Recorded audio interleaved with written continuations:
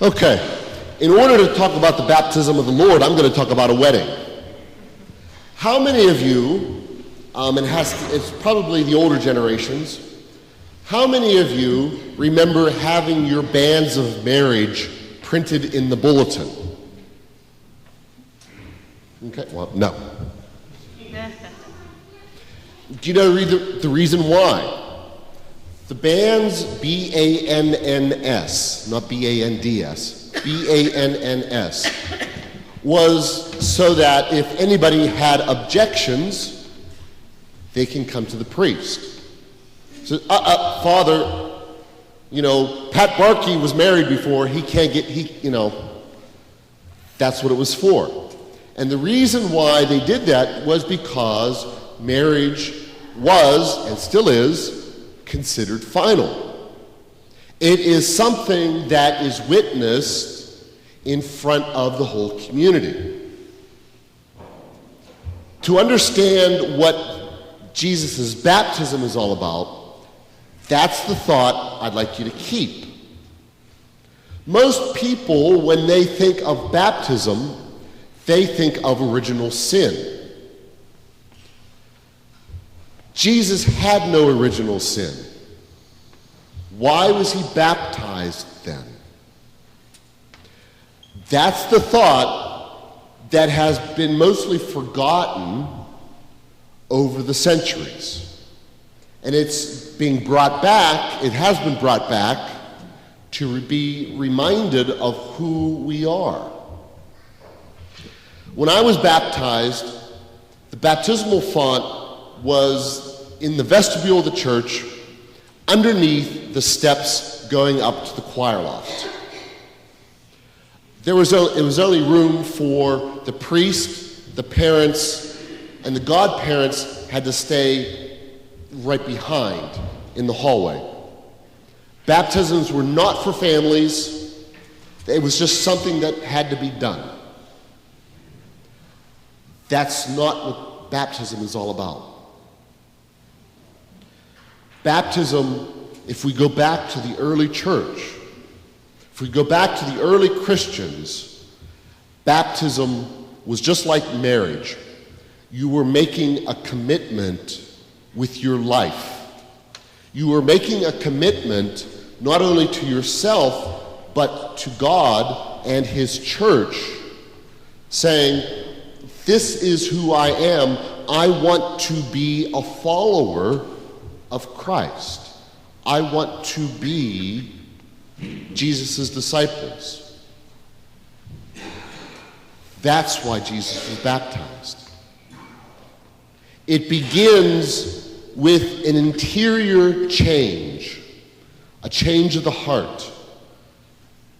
The focus is not therefore on original sin, the focus is on relationship with the Lord. Now, to have that relationship, you need to get rid of original sin. But the focus is on the relationship. That's why we do baptisms during Mass. It's to show and to present to everybody here, this is our newest brother or sister. This is the newest member of the church. Many people have turned a theological understanding into, a common misperception. Jesus, as head of the church, gives us an example of how to live, what to do, where our mind is supposed to be.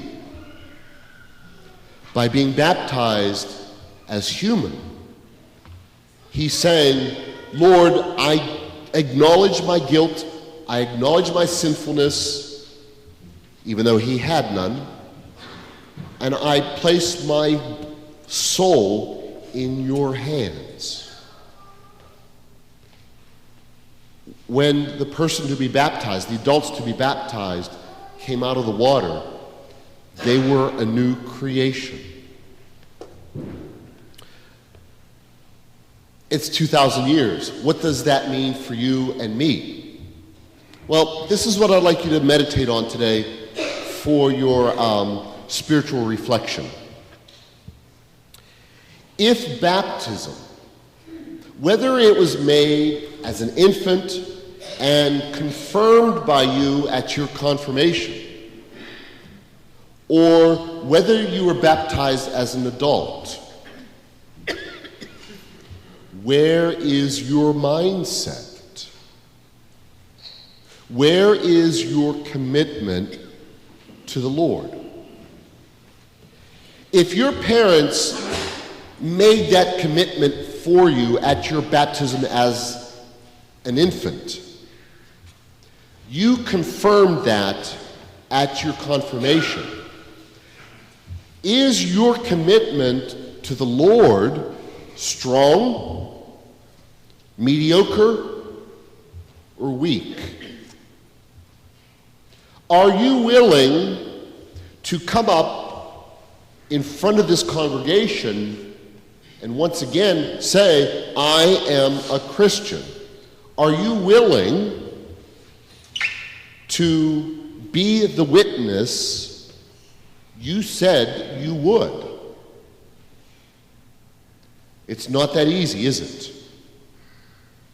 How many of you would willingly suffer and die because of your faith?